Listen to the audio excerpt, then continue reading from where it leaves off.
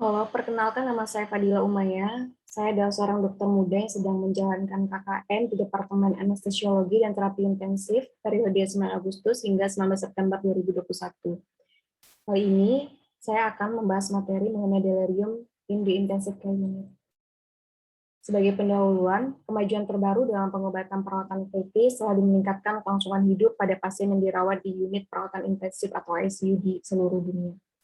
Delirium ini merupakan manifestasi umum dari disfungsi otak akut pada pasien kritis, dikaitkan dengan hasil jangka pendek yang buruk dan dapat mengakibatkan gejala sisa yang merugikan selama bertahun-tahun setelah keluar dari ICU.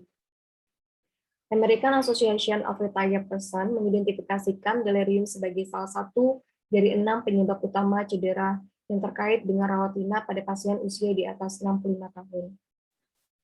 Baik, kita akan membahas sedikit mengenai ICU, di mana intensive care unit atau ICU ini merupakan bagian dari rumah sakit, ditambah dengan staf yang khusus dan perlengkapan yang khusus, dengan tujuan untuk terapi pasien yang menderita penyakit, cedera, atau penyulit-penyulit yang mengancam nyawa atau potensial mengancam nyawa dengan prognosis dunia.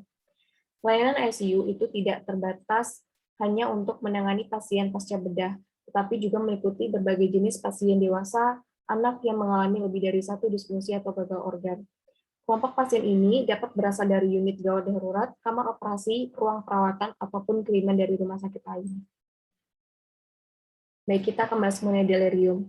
American Psychiatric Association APA dan Diagnostic and Statistical Manual of Mental Disorder. Delirium ini merupakan gangguan kesadaran dan kognisi yang berkembang selama periode waktu yang singkat dari jam hingga hari dan berfluktuasi dari waktu ke waktu. Literatur perawatan kritis baru-baru ini sesuai dengan rekomendasi APA dan ahli lain bahwa istilah delirium ini digunakan untuk menggambarkan sindrom disfungsi otak. Prevalensi dan subtype, di mana prevalensi delirium ini tergantung pada tingkat keparahan penyakit dan metode diagnostik yang digunakan. Tingkat prevalensi tinggi di ICU ini menyebabkan delirium sering tidak dikenali oleh dokter atau gejalanya salah dikaitkan dengan demensia, depresi, atau sindrom ICU yang dianggap sebagai komplikasi penyakit dan tidak penting. Subtype-nya itu berdasarkan perilaku psikomotor dan tingginya prevalensi delirium, di mana ada delirium hipoaktif, yaitu penurunan respon, withdrawal, dan apatis, dan ada delirium hiperaktif, di mana terjadi agitasi, gelisah, dan emosional yang labil. Selanjutnya ada prognostik signifikan. Pasien di ICU itu dapat menyebabkan komplikasi delirium, di mana terjadinya subekstubasi dan pelepasan kateter, kegagalan ekstubasi, prolong di rumah sakit, peningkatan biaya perawatan kesehatan, dan peningkatan kematian. Pasien di ICU berventilasi mekanik ini, di mana pasien dengan delirium itu akan mengalami peningkatan 3 kali lebih lipat berisiko kematian. Berdasarkan dengan usia, tingkat keparahan, penyakit, komorbiditas, koma, dan paparan obat psikoaktif. Delirium dapat menjadi prediktor gangguan kognitif jangka panjang pada penderita penyakit kritis. Kemudian delirium juga dikaitkan dengan penurunan kognitif selama 1-3 tahun setelah keluar dari rumah sakit. Selanjutnya adalah patofisiologi, di mana patofisiologi delirium ini sebenarnya masih kurang dipahami, tetapi beberapa hipotesis yang menyajikan bahwa terjadinya delirium di ICU, di mana yang pertama adalah neurotransmitter imbalance, di mana delirium menyebabkan manifestasi neurobehavioral dari ketidakseimbangan antara sintesis, pelepasan, dan inaktivasi neurotransmitter yang biasanya mengontrol fungsi kognitif, perilaku, dan suasana hati. Gangguan beberapa sistem neurotransmitter ini yang terlibat pada delirium yaitu berfokus pada dopamin dan juga asetilkolin, di mana neurotransmitter ini bekerja berlawanan dengan meningkatnya dopamin dan menurunnya asetilkolin. Ketidakseimbangan dalam satu atau kedua neurotransmitter ini menghasilkan ketidakseimbangan saraf dan transmisi saraf yang tidak dapat diprediksi. Secara khusus, kelebihan dopamin dan juga menurunnya asetilkolin ini dikaitkan dengan delirium. Neurotransmitter lain yang mungkin memainkan peran penting dalam terjadinya delirium itu seperti GABA, serotonin, endorfin, dan juga glutamat. Selanjutnya adalah inflamasi, di mana inflamasi itu berperan dalam menyebabkan terjadinya disfungsi beberapa organ pada penyakit kritis dan kelainan inflamasi. Nah, di mana Yang berkontribusi di sini adalah endotoksin dan juga sitokin. Mediator inflamasi selama penyakit kritis atau misalnya faktor nekrosis tumor alfa, interleukin 1, dan sitokin dan kemokin lainnya memulai kaskade kerusakan endotel, pembentukan trombin, dan kompromi mikrovaskular. Di mana mediator inflamasi ini melintasi sawar darah otak, meningkatkan permeabilitas pembuluh darah di otak, dan menghasilkan perubahan pada EKG. Inflamasi dapat memicu disfungsi otak dan menurunnya aliran darah cerebral melalui pembentukan mikroagregat fibrin, trombosit, neutrofil, dan eritrosit dalam mikrovaskular otak, dengan menyempitkan pembuluh darah otak melalui aktivasi satu adrenoreseptor atau dengan mengganggu sintesis neurotransmitter dan neurotransmisi.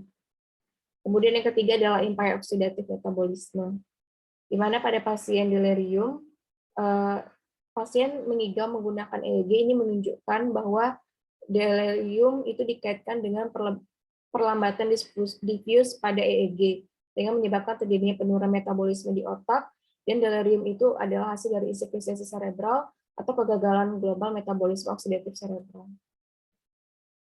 Selanjutnya ada availability of large neutral amino acid, di mana level dan fungsi neurotransmitter dipengaruhi oleh perubahan konsentrasi plasma dari berbagai prekursor asam amino, menyebabkan kontribusi terhadap perkembangan delirium. Masuknya asam amino ke otak itu diatur oleh transporter asam amino netral tipe 1 yang tidak bergantung pada natrium.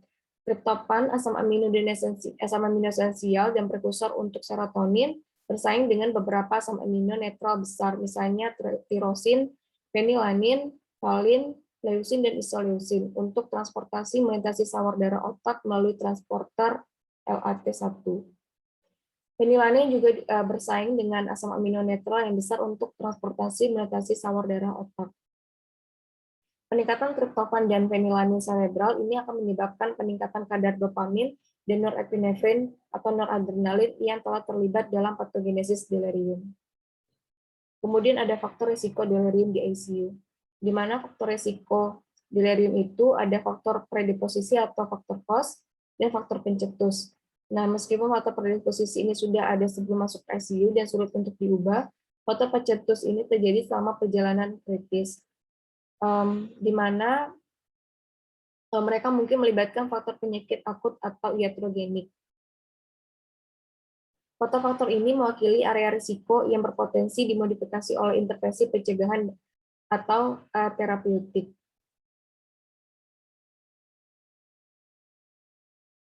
Bisa kita lihat bahwa pasien yang hipertensi, alkoholisme, keparahan penyakit, dan paparan obat penenang dan analgesik itu bila digunakan untuk menginduksi koma akan meningkatkan terjadinya delirium. Kemudian riwayat merokok, hiperbilirubinemia, morfin, dan analgesia dengan diberikan rute epidural itu juga terlibat dalam terjadinya delirium. Kemudian ApoE, yaitu genotip apolipoprotein A, dan ini juga termasuk terjadinya delirium pada pasien yang dirawat di ICU. Kemudian juga ada faktor lain seperti usia tua, gangguan kognitif awal, gangguan metabolisme seperti gangguan natrium, kalsium, dan nitrogen urea darah, infeksi akut, penyakit pernapasan, asidosis, anemia, dan hipotensi. Beberapa faktor jelas terkait dengan delirium pada pasien rawat inap tanpa penyakit kritis dapat membawa risiko yang sama di antara pasien ICU. Meskipun penelitian sampai saat ini itu belum membuktikan adanya hubungan dengan delirium ICU, tetapi faktor-faktor risiko ini berpotensi untuk termasuk gangguan pendengaran atau penglihatan depresi dan imobilisasi akibat penempatan kateter. Jadi pasien ini terbagi menjadi faktor yang memicu terjadinya delirium, yaitu ada faktor yang universal yang bisa terjadi delirium di ICU itu adalah paparan dari obat penenang dan analgesik serta kurang tidur. Baik, kita akan bahas mengenai sedatif dan analgesic medication, di mana sedatif dan analgesic medication ini rutin diberikan kepada pasien yang menerima ventilasi mekanik untuk mengurangi rasa sakit dan kecemasan, seperti yang direkomendasikan. Dalam medical ICU atau mixed surgical, morfin itu merupakan prediktor terkuat delirium dalam model multivariabel. Kemudian benzodiazepin itu lebih memungkinkan mengalami delirium pasca operasi daripada mereka yang tidak diobati dengan benzodiazepin. Neperidin ini juga meningkatkan kemungkinan delirium pasca operasi. Lorazepam itu merupakan faktor risiko independen untuk transisi harian ke delirium. Khusus pasien yang diobati dengan lorazepam pada hari ICU tertentu lebih cenderung mengigau pada hari berikutnya dibandingkan jika lorazepam tidak diberikan. Selanjutnya ada midazolam, di mana midazolam ini juga dapat meningkatkan kemungkinan terjadinya transisi ke delirium, sehingga ini dapat ditujukan bahwa pentingnya untuk penggunaan obat psikoaktif secara bijaksana dengan fokus pada analgesia yang memadai. Kemudian selanjutnya ada sleep disturbance, di mana kurang tidur itu akan merusak kognisi, di mana rata-rata pasien ICU itu tidur hanya 2 jam per hari, dan kurang dari 6% dari tidur mereka adalah tidur gerakan mata acak atau random. Gangguan tidur itu akan mempengaruhi sintesis protein, imunitas seluler dan humoral, dan pengeluaran energi, serta pada akhirnya dapat menyebabkan disfungsi organ seperti delirium. Ini adalah diagnosis dari delirium di intensive care unit, di mana instrumen penilaian itu bisa menggunakan intensive care delirium screening checklist atau ICD-SC, di mana saat menggunakan ICD-SC ini, tingkat kesadaran pertama itu dinilai pada skala 5 poin yang berkisar dari tidak responsif hingga respon yang berlebihan. Dari ada nilai A, B, C, D, dan E. Nah, setiap pasien yang tidak koma atau stupor kemudian dinilai untuk item pada daftar periksa menggunakan informasi yang dikumpulkan 24 jam sebelumnya, termasuk tingkat kesadaran yang berubah. ICD-SC ini terdiri dari 8 item, yaitu mulai dari kesadaran tadi hingga simptom fluctuation. 4 atau lebih dianggap diagnostik delirium. Kemudian ada CAM ICU, di mana ini Confusion Assessment Method for the ICU. Di mana menggunakan metode ini, tingkat kesadaran atau level of arousal itu pertama kali dinilai menggunakan skala sedasi standar. Salah satu contoh skala agitasi sedasi Richmond atau RAS adalah skala 10 poin mulai dari +4 hingga -5. Dengan skor RAS 0 yang menunjukkan pasien tenang dan waspada. Dengan konvensi skor RAS dari -4 dan -5 itu mengidentifikasikan koma. Pasien koma tidak dapat dinilai untuk delirium. Semua pasien lain selain koma ini harus dievaluasi untuk delirium. CAM ICU itu menilai pasien untuk 4 ciri delirium, 3 dari 4 fitur itu diperlukan untuk diagnosis delirium. Selanjutnya adalah prevention delirium di ICU. Strateginya itu adalah multi komponen, di mana intervensi pencegahan itu harus mengatasi faktor-faktor risiko yang paling umum pada ICU, yaitu kelainan elektrolit, infeksi, dan paparan obat sedatif dan analgesik. Obat-obatan ini memainkan peran penting dalam menjaga kenyamanan pasien dan kontrol rasa sakit. Ini dapat kemungkinan mengurangi risiko delirium. Menghindari sedasi yang berlebihan, dilakukan pengolahan obat sesuai yang dibutuhkan.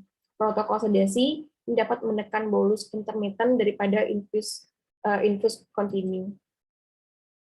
Nah, ini adalah farmakologi strategi, di mana terapi farmakologi untuk pencegahan pengobatan delirium itu harus dipertimbangkan. Di sini kita lihat farmakologinya itu ada haloperidol, olanzapine, adequat analgesik, dan dexmedetomidine. Di mana haloperidol ini direkomendasikan sebagai obat pilihan untuk pengobatan delirium. Antipsikotik khas dari haloperidol ini memblokir reseptor dopamin D2, menghasilkan perbaikan halusinasi, delusi, dan pola pemikiran yang tidak terstruktur. Dosis dan regimen yang optimal itu belum didefinisikan dalam uji klinis, tetapi pedoman SCCM menunjukkan bahwa pasien dengan delirium hiperaktif harus diobati dengan 2 mg secara intravena dan diulang menggandakan dosisnya itu diberikan tiap 15 hingga 20 menit jika agitasi masih terjadi. Jika agitasi hilang, maka haloperidol diberikan tiap 4-6 jam selama beberapa hari dengan dosis umum haloperidol yaitu 4-20 mg per hari. Haloperidol itu juga dievaluasi sebagai terapi profilaksis pencegahan delirium pasca operasi HIP pada pasien lansia.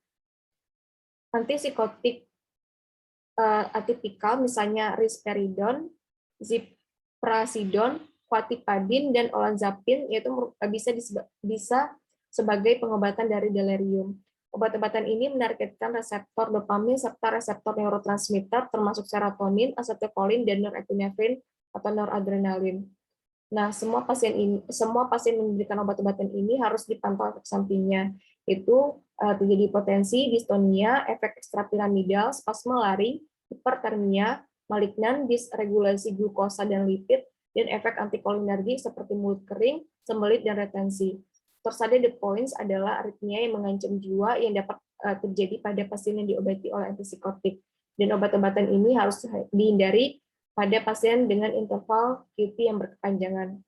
Pasien ICU yang menggunakan dexmedetomidine ini lebih rendah masa koma dan lebih banyak neurologi normal tanpa koma atau delirium daripada yang dibius dengan lorazepam.